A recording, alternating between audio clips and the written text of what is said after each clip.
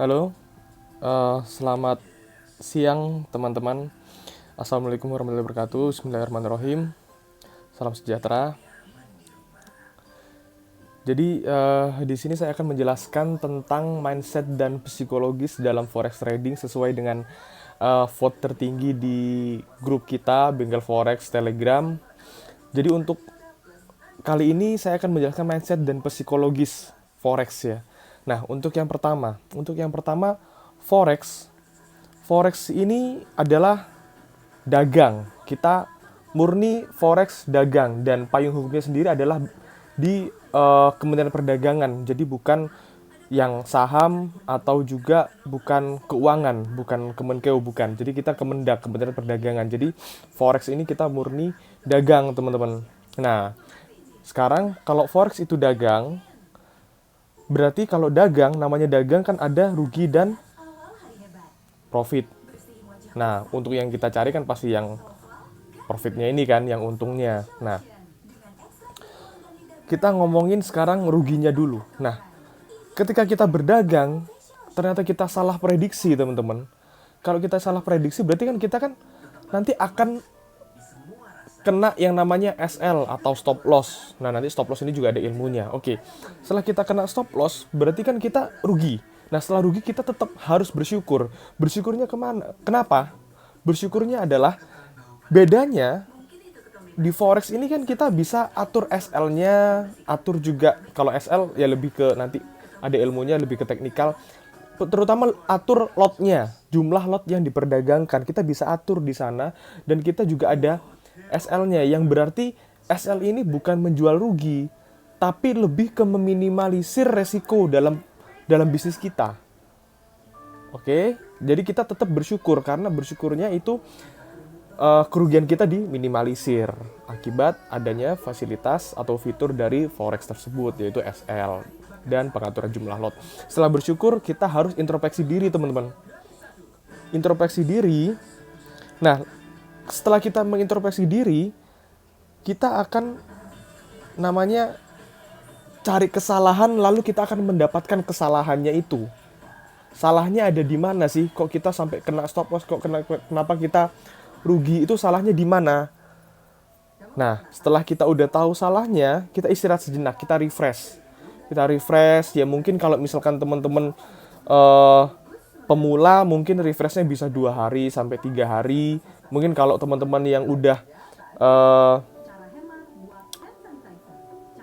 udah trading sekitar ya lebih dari setahun setengah lah, lebih dari setahun setengah, setahunan, menurut saya refresh 4 jam 5 jam atau sampai 1 hari udah oke lah, kita udah bisa analisis lagi. Setelah itu habis istirahat sejenak, analisis, lalu kita coba lagi di sini, coba analisis lagi, lalu kita trading lagi. Mentalnya jangan turun, oke? Itu kalau loss. Jadi loss tetap kita harus bersyukur. Begitupun juga kita profit. Ya kalau profit pasti bersyukur ya. Nah, setelah bersyukur kita nggak boleh sombong. Sombong ini nggak boleh. Sombong ini udah, kalau forex kita nggak boleh overconfident. Jadi kita nggak boleh sombong sama sekali lah. Nah, nanti saya akan jelaskan kenapa kok nanti sombong ini nanti akan menimbulkan sifat apa sih dalam dunia forex ini. Apa yang kita akan lakukan dalam perdagangan forex ini setelah kita akan sombong. Karena ini wajar, apalagi misalkan trading baru sekitar seminggu atau 2 minggu atau bahkan cuma 3 hari, itu sangat wajar kalau misalnya kita akan timbul, ya manusiawi lah namanya, orang punya untung seneng kan, akhirnya merasa wah forex gampang, forex cuma gini aja, sampai banyak orang yang ngomong forex kan cuma feeling. Nah kayak gitu. Oke, nah mindset selanjutnya tadi kan ini mindset yang bener-bener awal, kelihatannya memang ini sangat basic, teman-teman, kayak ya cuma ini people skill biasa lah, yang seperti kayak biasa aja, cuma ini sangat penting di dunia forex karena kita berbicara mengenai uang. Uang itu dapat mengendalikan, bisa kalau kita nggak pintar-pintar mengendalikan emosi kita, uang yang mengendalikan emosi kita, kayak gitu, teman. Nah, untuk mindset selanjutnya yaitu adalah forex itu dagang dan bukan fixed income. Nah, ini sangat penting juga. ada beberapa teman saya yang masuk ke dunia forex karena mungkin beliau-beliau itu biasa dengan pekerjaan yang ya karyawan, setiap bulan dapat untung kan. Kalau namanya gaji kan contoh per bulan dapat katakan 10 juta atau 20 juta. 20 juta terus setiap bulan 20 juta. Dia nggak pernah turun. Apalagi misalkan dia bilang lembur malah lebih ya kan. Nah, ketika masuk ke dunia forex, hal itu kita harus nggak bisa kita maksakan. Kita harus menyadari bahwa kembali forex adalah dagang. Kita bisa profit, kita bisa loss, ya kan? Nah, kita bukan fixed income. Fixed income di sini bisa profit, bisa loss. Bisa profit dalam waktu 10% dari modal, bisa dari bulan itu 20% dari modal atau bahkan lebih. Cuma menurut saya yang paling oke ya 10%-an lah, itu udah oke sih. 5%, jadi profitnya nggak bisa ditebak, cuma kita harus konsisten terus untuk analisis yang berusaha untuk sebaik mungkin kita analisis, ya kan? Nah, jadi ini bahaya. Fixed income di sini bahaya. Jadi kalau punya, akhirnya nanti malah emosi. Jadi gini, aduh kenapa sih kok malah rugi? Tadinya kan saya bisnis pengennya kan profit. Kok ini malah rugi? Nah, jadi mereka menganggap bahwa ya namanya bisnis itu ya dengan apa yang dia kerjakan ketika dia ikut orang. Nggak bisa kayak gitu. Kalau ikut orang pasti dapat profit dan itu fix. Kalau ini kita bisnis ini berdiri sendiri. Jadi kita bisa profit, bisa loss. Nah, forex itu adalah dagang, bukan investasi. Ini juga penting. Nah, investasi di sini nanti apa sih bedanya dagang dengan investasi? Ada di waktu. Beli ke jual, waktunya ini cepat, teman-teman. Kalau kita dagang, ya kan? Kalau kita dagang, waktunya cepat. Kalau kita investasi, waktunya adalah lama. Lama dalam artian di sini kan ini lebih ke apa ya? Subjektivitas sih sebenarnya. Cuma ya pasti namanya dagang akan lebih cepat lah daripada investasi. Secepat-cepatnya investasi pasti lebih cepat perdagangan. Kita ngomong, misalnya ada orang ngomong, ya enggak sih bang, ada juga sih investasi yang lebih cepat. Ya, general. Kita anggapnya general. Pada umumnya, dagang itu lebih cepat daripada investasi. Kayak gitu. Nah, akhirnya kalau kita memang mindsetnya kita dagang itu cepat, bukan lama, berarti kita di sini forex bukan investasi, jangan hold position. Hold position di sini oke lah kalau misalkan kita pasang stop loss dan kita tahu ketahanan dana kita, mental kita harus tahu. Jangan sampai ngomongnya udahlah yang penting kan saya kan pasang stop loss bang, nggak apa-apa lah jauh, nanti kita rugi, nanti kita coba lagi, tapi ternyata udah kena stop loss malah mentalnya drop kayak gitu teman-teman. Nah, kenapa? Karena mungkin jumlah lo terlalu besar, dana juga kita kecil. Nah, banyak sekali, apalagi oknum-oknum ya teman-teman ya, oknum-oknum itu dia tidak menyarankan stop loss. Dia menyarankannya ketahanan dana. Sampai kapan kita trading ini ketahanan dana? Namanya kita kalau kita beli, kita mindsetnya trading, ketika terus kita buy, turun, terus kita pakai ketahanan dana, itu langsung jadi investasi. Berubah jadi investasi. Itu akan salah. Menurut saya itu akan salah. Kalau mau, boleh seperti itu, buka akun lagi untuk tradingnya, itu dibiarkan. Tapi menurut saya nggak sehat. Kapan belajarnya untuk, apa ya, kapan kita belajar untuk konsisten dalam menangani emosional kita sendiri.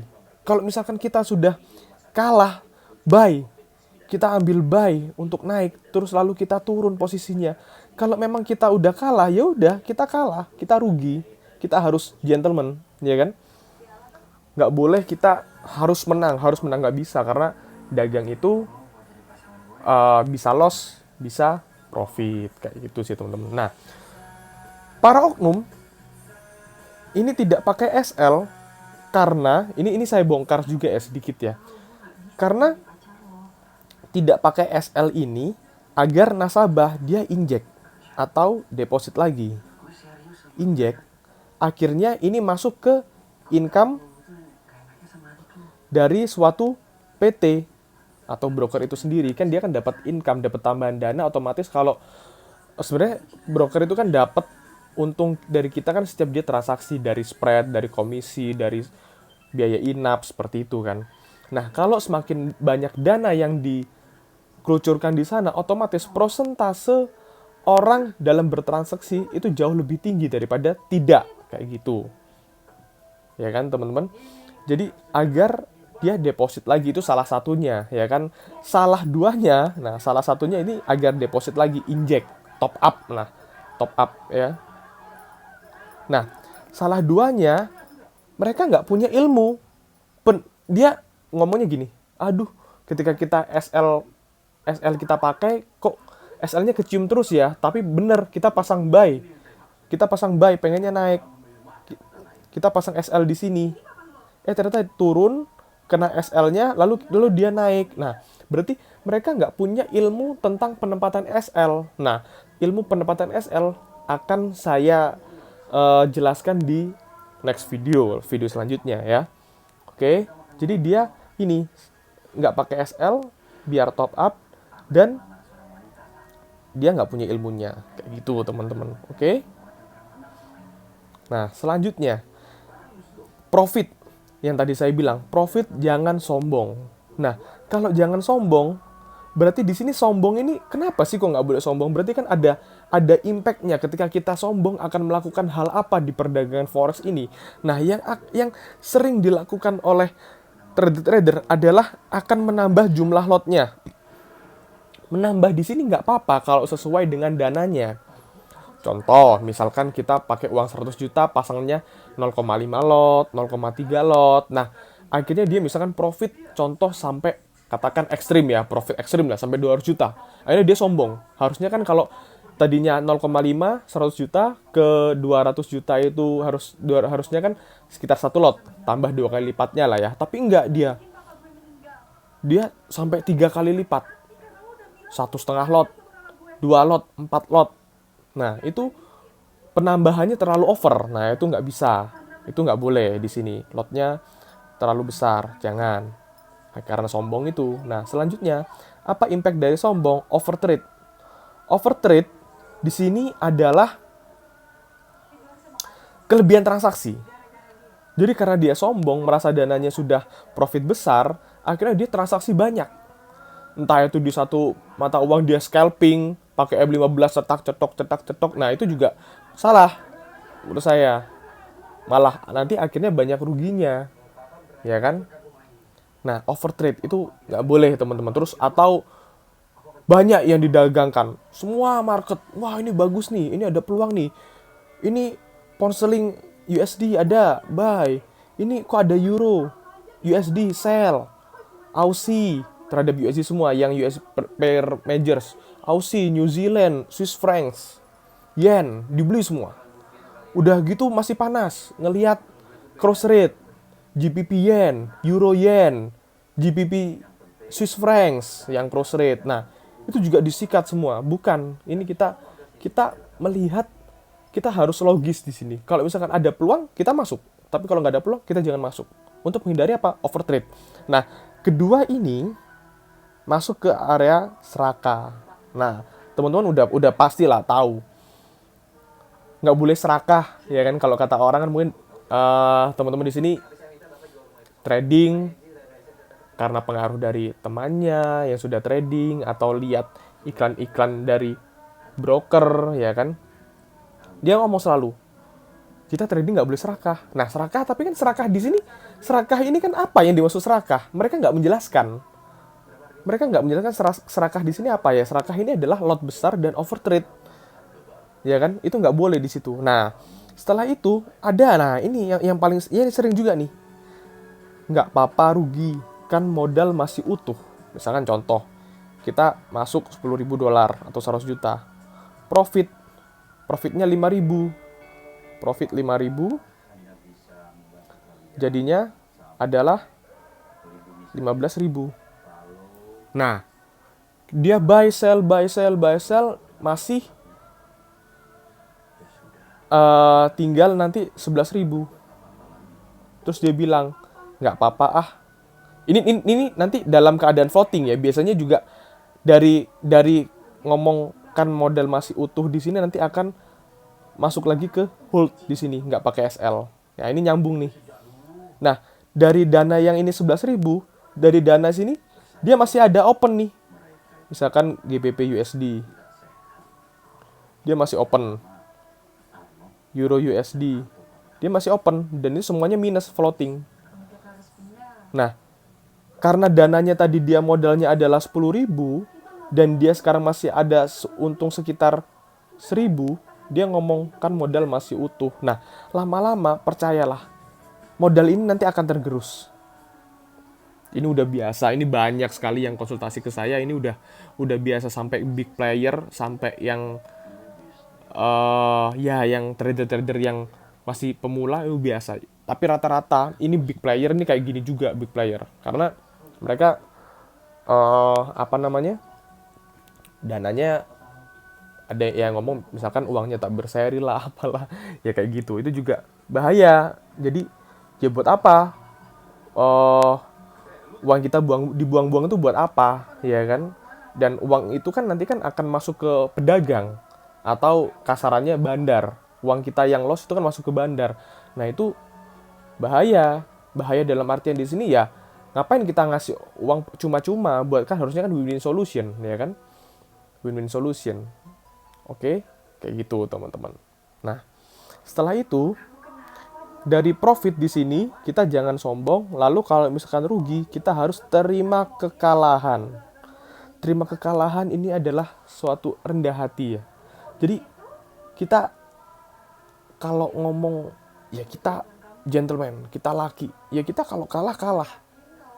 Ibaratkan kalau di ring tinju ya teman-teman, petinju itu makanya kenapa kok ada wasit juga, salah satunya kan kalau misalkan dia udah KO kan nggak harus sampai dia mati kan, makanya itu sama dengan ini juga, ya nggak harus kita sampai MC atau margin call yang orang-orang bilang, sampai misalkan kita deposit 100 juta sampai istilahnya sampai habis atau tinggal 5 juta dari 100 juta.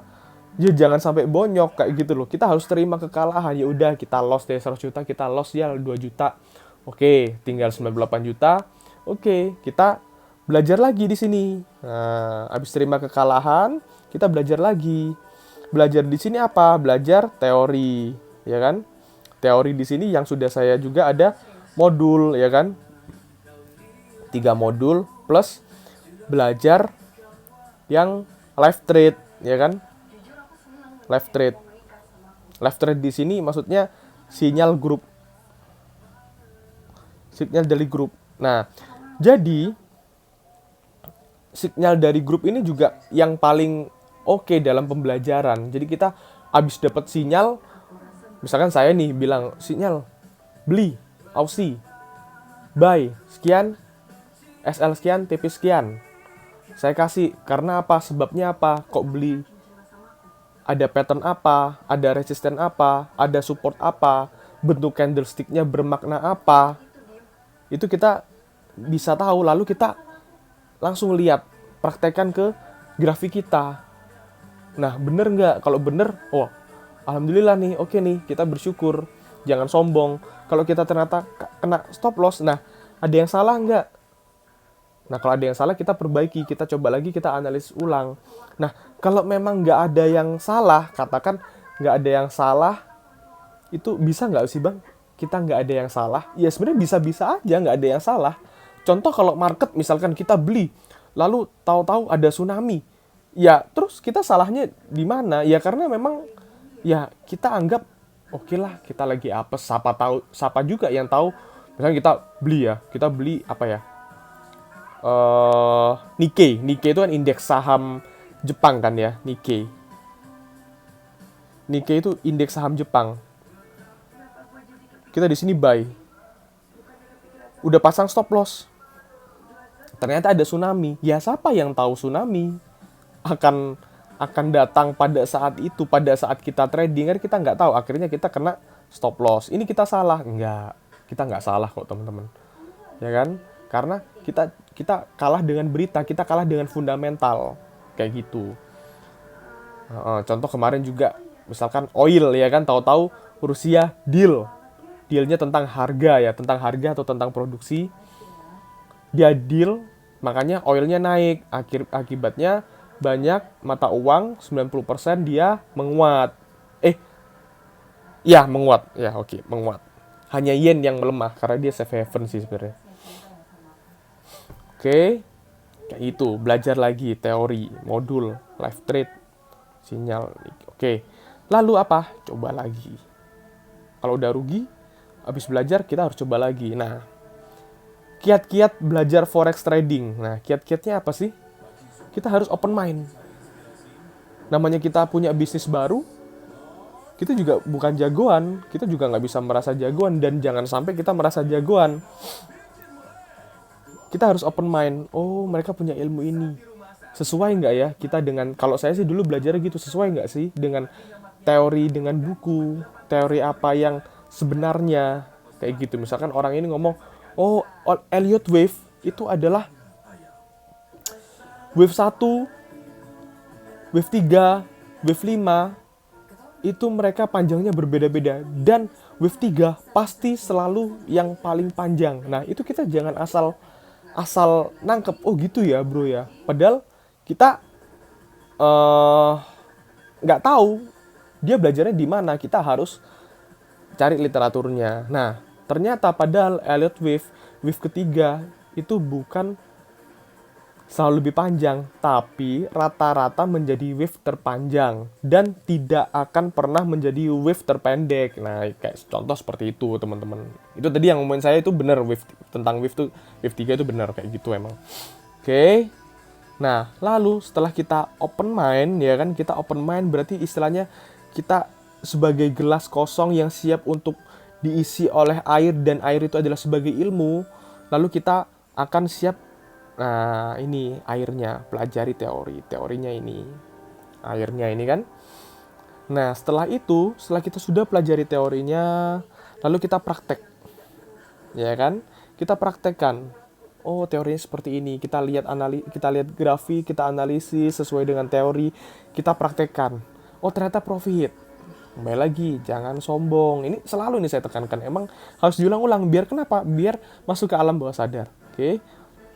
Karena sampai saat ini saya pun sendiri kadang ada aja teman-teman, ada aja yang apa ya, nggak konsisten lah tentang emosional, entah itu tentang, waduh lupa nih nggak ngitung stop lossnya dulu. Misalkan saya beli di sini, stop lossnya di sini saya rugi berapa, saya kadang nggak ngitung juga, kadang sering lupa. Nah itu juga harus, itu nggak boleh, itu salah sebenarnya. Nah itu harus konsisten.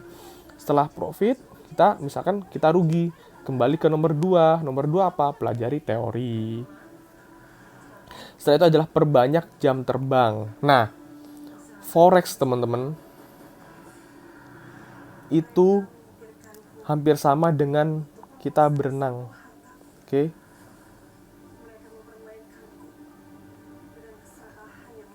Nah, kalau kita berenang, kita nggak bisa dong lihat video tutorial, ya kan? Abis kita pengen berenang nih, lihat video tutorialnya, oh kayak gitu caranya berenang, langsung nyebur. Ya kita tenggelam, ya kan? Langsung nyebur. Kita nggak bisa, kita harus yang apa ya? Kita harus maksudnya gini, bukan langsung nyebur dalam artian gini. Kita berenang hanya melihat video tutorial, pengen berenang, kita nggak mungkin bisa. Kita harus praktek, ya kan? Kita harus tenggelam dulu, dalam artinya kita juga pasti akan merasakan rugi juga di sana. Lalu kita akan mendapatkan profitnya, kita juga bisa berenang yang benar-benar kita bisa ya ngambang lalu sampai jalan cepet, ya kan? Jalan berenang cepet lah, maksudnya kayak gitu. Nah, sama forex juga, kita nggak bisa lihat video doang tanpa kita harus praktek, tanpa kita harus praktek langsung, kita akan tenggelam juga kayak gitu loh. Oke, paham ya? Jadi kalau berenang forex itu hampir sama kayak berenang. Kita nggak bisa instan, kita nggak bisa hanya lihat video tutorial lalu kita bisa, nggak bisa. Kita harus perbanyak jam terbang. Oke. Nah, for your information, jadi menurut saya banyak nih orang-orang, aduh bang, dana saya kecil, dana saya cuma segini, gimana ya? Menurut saya kalau kita memang kita memang contoh ada dua sih emang. Ada yang tipikal investor, ada yang tipikal trader. Kalau investor ya dia cuma lihat mana nih yang bagus nih, orang mana yang bagus sebagai analis saya. Dia tinggal ngucurin dana aja, dia nggak usah capek-capek lihat chart kayak gitu. Nah, tapi kalau misalkan orang yang punya hati itu trader, dia pengen belajar, yang nantinya dia sebagai trader akhirnya dia menemukan apa itu seni dalam trading. Nah, yang pertama pasti jadinya analisis. Itu nomor pertama. Lalu setelah analisis nggak berhenti sana, mentalnya juga penting. Ya kan? Jadi analisisnya seperti apa, sebagus apapun, kalau mentalnya jelek, ya mungkin berkecimpungnya di dana-dana sekian. Misalkan analisisnya bagus nih, profit. Dilihat dananya, 10 juta. Nah, coba deh tambahin misalkan. Sekarang jadi 200 juta. Mentalnya nggak dapet. Ya akhirnya jelek. Jadi nggak profit, jadi rugi malah. Nah, jadi ini nomor 1, ini nomor 2, analis mental. Nah, modal ini terakhir. Saya tulis ya sekian, 100 plus lah. Jadi, kalau kita analisisnya udah bagus, mentalnya udah bagus, ya modal mah bisa lah dicari, bisa lah. Oke, teman-teman, itu dari saya tentang mindset dan psikologis. Ya kan, mindsetnya tadi yang ini, psikologisnya yang tentang mental tadi, mindset dan psikologis.